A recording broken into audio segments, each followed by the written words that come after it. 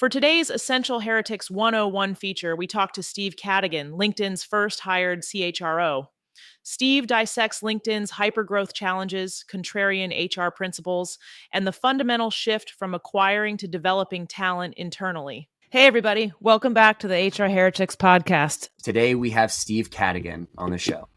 Steve was the CHRO at LinkedIn from 400 to 4,000 employees. Steve, welcome to the show. We're so excited to have you. So great to be here. I'm looking forward to this. I think conventional wisdom in HR is to be really fluffy, to not say anything like controversial.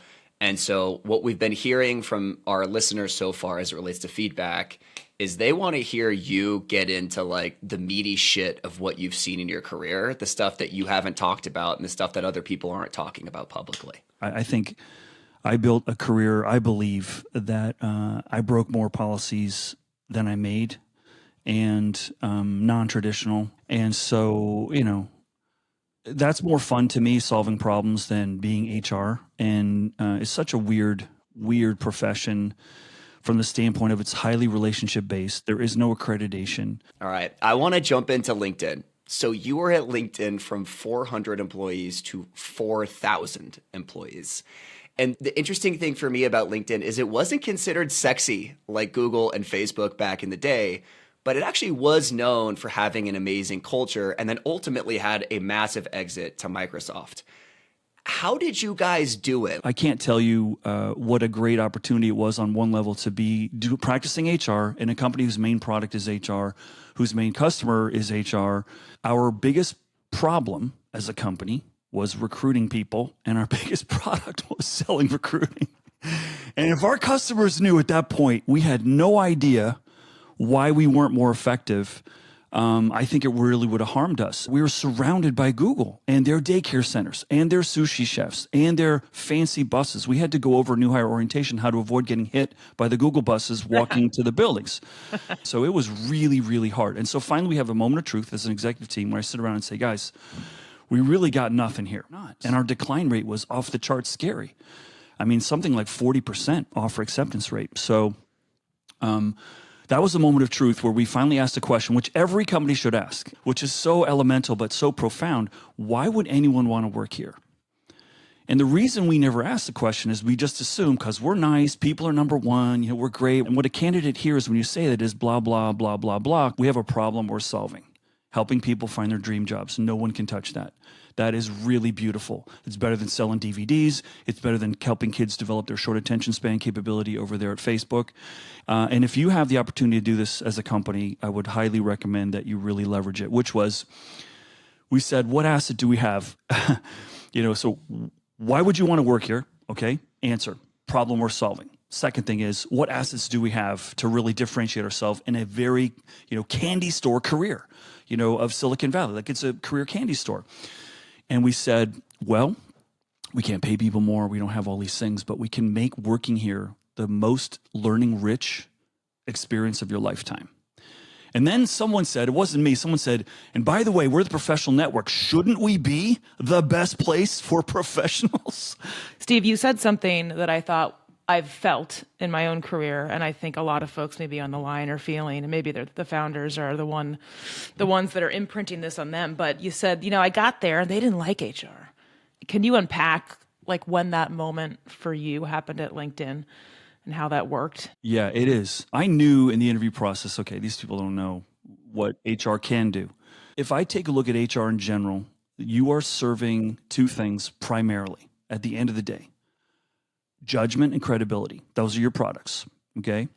And the best way to realize whether your judgment matters and whether you have credibility is to deal with gnarly stuff quickly. Every executive's asking, can I trust you? And they're going to put you in situations where they're going to tell you something and they're going to see if you're going to run to the CEO or the CFO or what you're going to do. So for example, in the performance review discussion, they were so ready to hear me say, oh, we have to have performance reviews. Like, hey, I hate performance reviews. And they're like, what? I said, oh yeah, I hate it. I said, can you tell me the moment in your career that changed your life was that great performance review that you had. It's like, has any executive ever said that pivotal moment was that great performance review I got? No, it's deflating. It's a horror show that you're asking your leaders to go through. And most people, especially in Silicon Valley, have never been trained on how to deliver this really, really well. So I'm like, yeah, I'm all in. We'll be right back in a moment after a word from our sponsors. Your workforce is your organization's greatest strength and often its largest single expense. But without the right tools, understanding where your workforce spend is going or how it impacts your bottom line can be a challenge. That's where Planful comes in. With Planful, HR and finance teams get the clarity they need to make smarter workforce decisions, gain real-time visibility into workforce fluctuations, forecast with confidence, and adjust talent acquisition plans collaboratively based on costs today and into the future. No more guesswork, just data-driven insights to help you plan with accuracy. And the best part, Planful is fast and easy to implement, so you can be up and running in weeks, not months, with minimal IT support. Plus, as your company grows, Planful grows with you, providing endless runway for strategic workforce planning at any scale. Ready to take your workforce planning to the next level? Join over 1,500 organizations already using Planful. Visit planful.com/heretics to learn more.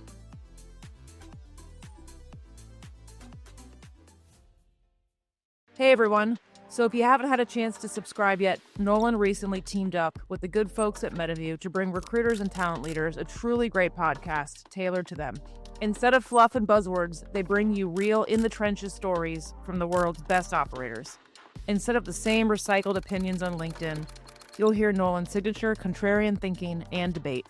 Instead of theory, you'll hear actionable tactics and real metrics. Check out the 10X Recruiting Podcast today to hear from leaders who've built elite talent machines at companies like Vercel, Coinbase, and Uber. Search for 10X Recruiting on YouTube or wherever you get your podcasts to subscribe. Jeff Weiner is a legendary CEO, and I have heard he can be a total asshole. What was it like working with Jeff? It was really intense. I'll give you a great story. One day I walk into Jeff's office and something really bad had happened. We've been hacked by some hackers and they stole passwords, like millions of them. And this is a PR nightmare. And Jeff was as calm as I've ever seen him. He said, Steve, you need to understand something about me. And I'm grateful this was earlier in our relationship. He said, I live off of intensity. And if people aren't as intense as I am in the moment, I'm going to create a situation that's going to make them intense. And so I'm like, whoa, so this moment is really intense and you're just right in your element. It's like, this is it. And he's like, yep. The second great story about Jeff is we would have, as an executive team, employee surveys every 6 months, and every manager would get the results. We would share as a group what our scores were, what our team thought of us, including Jeff, whose results were those of us in the room, like 12 of us. And every year for like 2.5 years, Jeff got the lowest score among us of do you inspire your team? Okay? And it was killing him. So he pulls me in the office one day. He's like, hey, for the last year, I see this bulletin board right next to me. He's like, it's been my number one priority to inspire people. You know, I'm at my wit's end. Like, what do you think I can do? And I said, Jeff, let me ask you a question. And this was one of those moments, my hair is still rising on my arm just remembering the story because it was just so, I was very proud of this moment. I said, Jeff, when you meet with your team, where do you meet with them? He goes, right here in this office. I said, okay. When you're meeting with them, what's usually the issue? Something going well or something broken? He goes, oh, my job is to, and then he stopped right there. And he realized that office was a place where bad shit was getting discussed and uncomfortable stuff. And he's like, oh, okay. And from that day forward, most of his one-on-ones were walking around outside in the building. It was never there. And so Jeff became a master. And the part that I loved about working with him is he learned so fast. Like I didn't even have to get through. And the second part of that story of the hacking incident in Jeff's, I believe in his growth as a leader, was he got in front of the company and took full ownership for that. He's like, I'm going to fix this. This is on me. And he was terrified. He's like, Steve, it's really uncomfortable for me. He became vulnerable for the first time. And guess what happened? He got back to his office and his email had never been more filled with employees going, "Oh my God, I love you. You're the best." And he saw, oh, being vulnerable was really a superpower that he'd never tested before, right? And that was really cool. Those of the listeners who are HR leaders who may be struggling for whatever reason, that's our destiny to be struggling, I guess, all the time.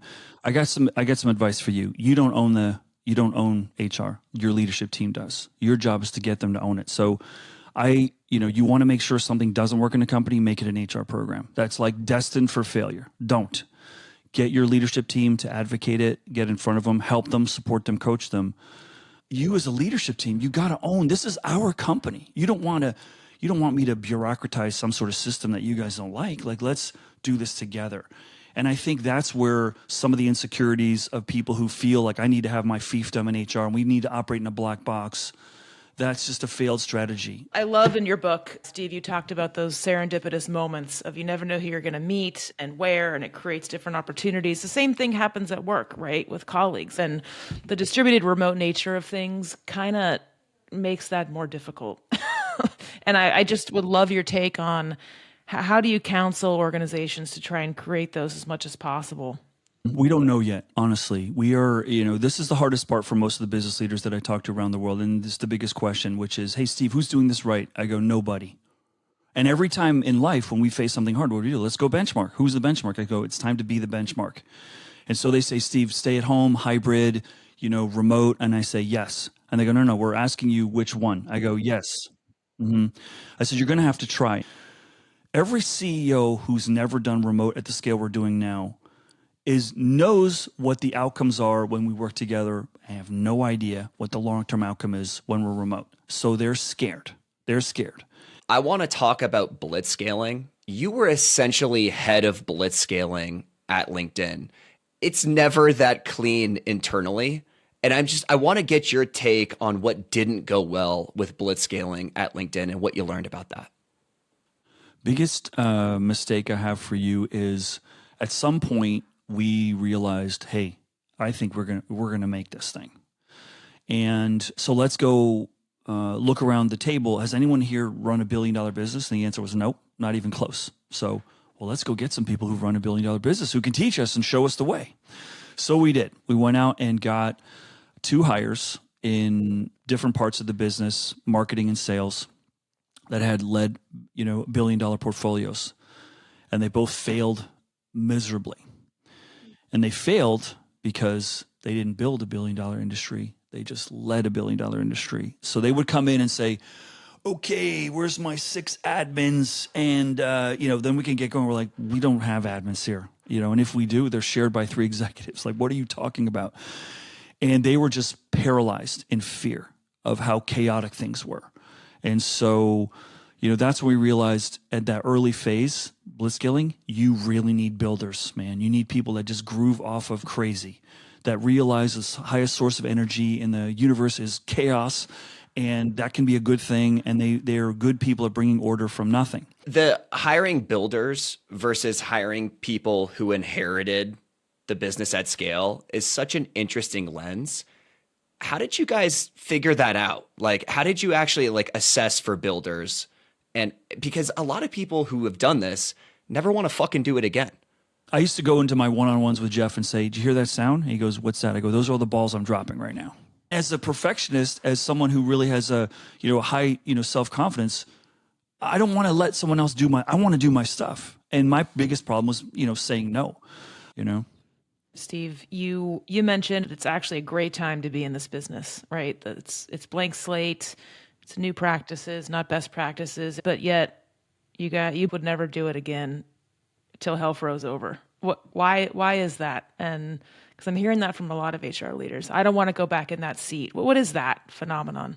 Yeah, I think it's honestly, if I'm honest, I'm like I fear myself. I really fear myself. Like, I am not good at saying no. Haven't been. I've gotten better over time. I'm a perfectionist. I take a lot on, and I don't miss that. And here's the biggest heartache I had over that experience for me was having 3 young kids. When I was home, I wasn't home, And what broke it for me that led to my final decision to go, it was a Friday, and my son, it was the fall, and it was like trick or treat or something coming up, and he's like, Friday's like, Dad, are you gonna be home early tonight? And I said, oh yeah. He goes, 8, 9? It's real. It's real. 6-year-old. I'm like, oh my gosh, what have I done? Right. And so I had an enormous parental guilt, but it's like, I've done that, and I will coach anyone who's in that situation. I got you. But no, I'm not ready for full time. And so the last thing I want to ask you is, do you have advice for our audience? Advice I have for leaders is recognize that learning and growth is part of the new compensation stack of the future of work. And I'm not talking about classes with your professors from MIT, Stanford, Cal. I'm talking about new assignments, new experiences, new opportunities in role will unlock energy that will get the work not to feel like work. As Simon says, it's all about the why and it's all about the how. So we are increasingly finding that to find qualified people is increasingly impossible. I began my career, you don't hire someone unless you're 95% qualified. Today, I think we're around 60, 65. So how are you going to fill that gap? You're going to re-engineer the job so I don't need that extra 30, 40% that I can't find, or I'm going to fill it by moving people around. We're going to have to move from a buy talent economy to a build talent economy. That is the future. So as you're thinking about how to lay the foundations, don't be so worried about, I don't have all the experience I need. You want that experience because you want to accelerate your opportunity to thrive, but you also want it because you don't know how to grow people, you don't know how to develop people. And if you can get comfortable with that, that's going to lower your risk of not being able to recruit so well, because that experienced talent pool isn't never going to come back, I believe, in this economy right now. Amen, Steve. So great. Cool. Thank you so much for the time. Yeah. Thank you so much, Steve. Thanks for having me.